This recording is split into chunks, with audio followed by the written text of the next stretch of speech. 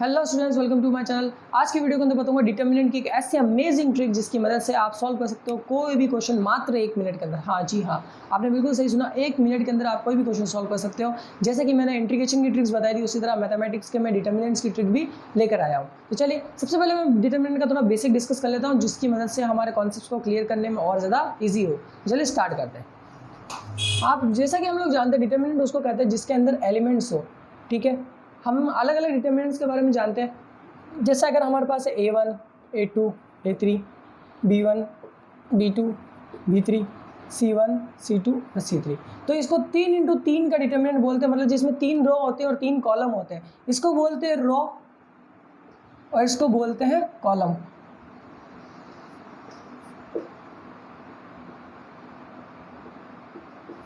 ठीक है, इसको बोलते हैं कॉलम। मतलब अलग अलग चीज़ हमारे पास में। तो फ्रेंड्स, सबसे पहले हम बात करते हैं क्वेश्चंस के ऊपर कि इसमें किस तरह के क्वेश्चंस आ सकते हैं हमारे पास में। तो चलिए सबसे पहले मैं आपको डिटर्मिनेंट सॉल्व करना बता देता हूँ कि डिटर्मिनेंट को आकर सॉल्व कैसे किया जाता है। बहुत ईजी है डिटर्मिनेंट को सॉल्व करना, 1 मिनट में बता देता हूँ आपको। आपने अगर वेक्टर पढ़ा हो तो आपको पता होगा हम I, J, K को सॉल्व कैसे करते थे। उसी तरह हम 3x3 वाले मैट्रिक्स को कैसे सॉल्व करेंगे, मतलब 3x3 वाले डिटर्मिनेंट को। तो सबसे पहले हम बात करते हैं, एक डिटर्मिनेंट मैंने बनाया, अब मैं इसको सॉल्व कैसे करूँगा। जब भी हम डिटर्मिनेंट को सॉल्व करते हैं, किसी भी डिटर्मिनेंट के किसी भी एक एलिमेंट को सॉल्व करते हैं, मान लीजिए मैं A1 की बात करता हूँ, तो हम उस एलिमेंट को बाहर लेंगे, इस रो और इस कॉलम को। हम A1 को लिया, हम जिस एलिमेंट को लेते हैं ना, उस रो को और वो एलिमेंट जिस कॉलम का होता है उसको हाइड कर देते हैं। क्या कर देते हैं? हाइड कर देते हैं। तो मैंने इस रो को और इस कॉलम को हाइड कर दिया, तो मेरे पास सिर्फ इतने 4 एलिमेंट्स बचे। तो अब ये B2 इस C3 से मल्टीप्लाई होगा एंड ये B3 इस C2 से मल्टीप्लाई होगा। चलो पहली चीज़ तो यहाँ क्लियर हो गई। सेकंड चीज़ बात करते हैं। अब अगर मुझे इस B1 का निकालना है तो I, J, K के अगर मैं वेक्टर के हिसाब से बात करूँ तो माइनस का भी होगा B1।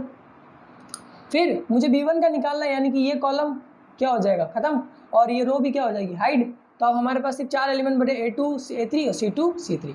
तो अब A2 को C3 से मल्टीप्लाई किया और A3 को C2 से।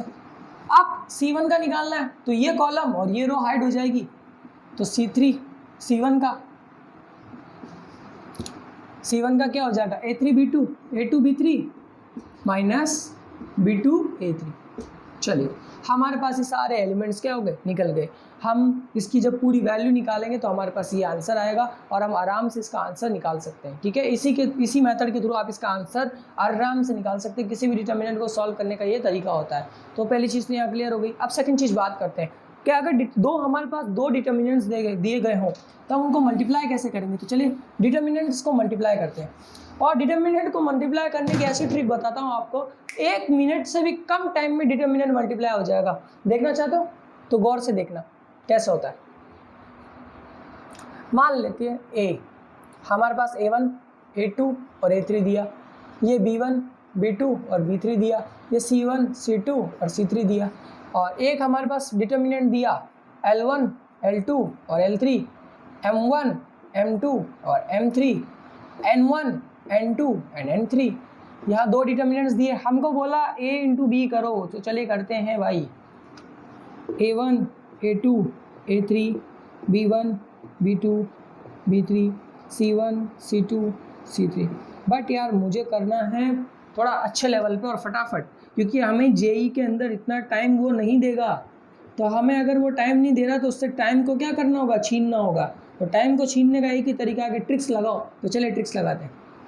अब अगर मैं नॉर्मल रूल की बात करूँ तो नॉर्मल रूल क्या कहता है? रो को कॉलम से मल्टीप्लाई करो। अब मैं A1 को इससे करूँगा L1 से, प्लस B1 को फिर L2 से करूँगा, फिर प्लस C1 को L3 से करूँगा। बहुत लंबा है, इजीली बताता हूँ क्या करना है।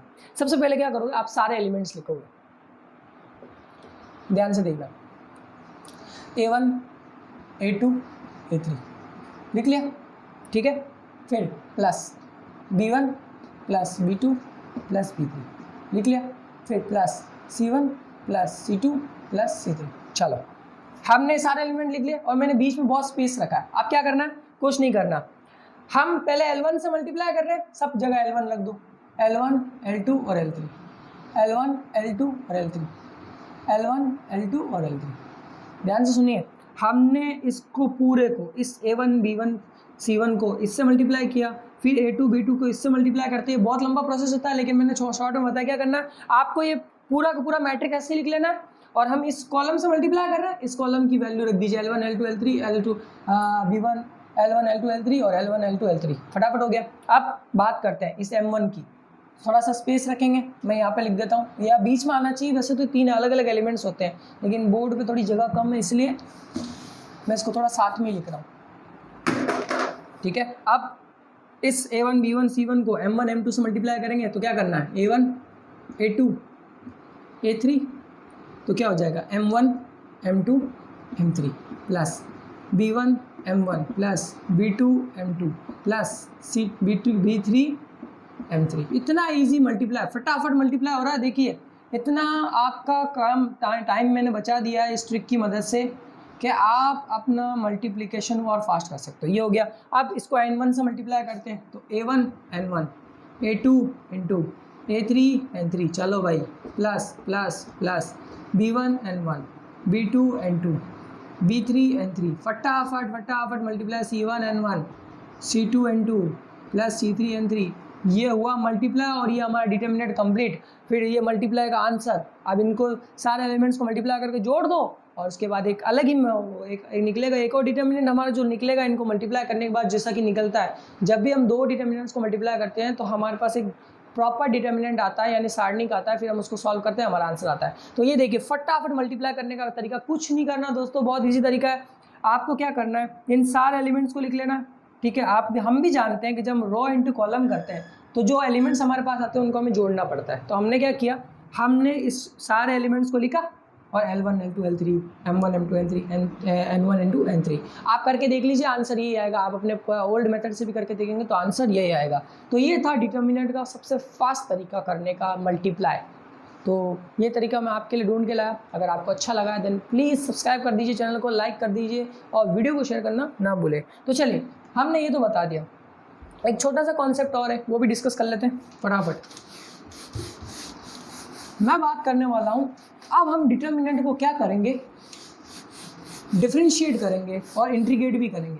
मैं ऐसा क्यों कर रहा हूँ, हमने 12th क्लास में कभी डिटर्मिनेंट को डिफरेंशिएट नहीं किया और ना ही कभी हमने इंटीग्रेट किया है। तो लेकिन ये मेथड बहुत काम आएगा आपके ट्रिक्स में। हमें डिफरेंशिएशन तो आता ही है, तो चलिए कैसे करेंगे। मान लीजिए हमारे पास में d/dx एक डिफरेंशिएशन दिया है, d/dx, और उसके अंदर हमारे पास एक रो, दो रो और तीन रो।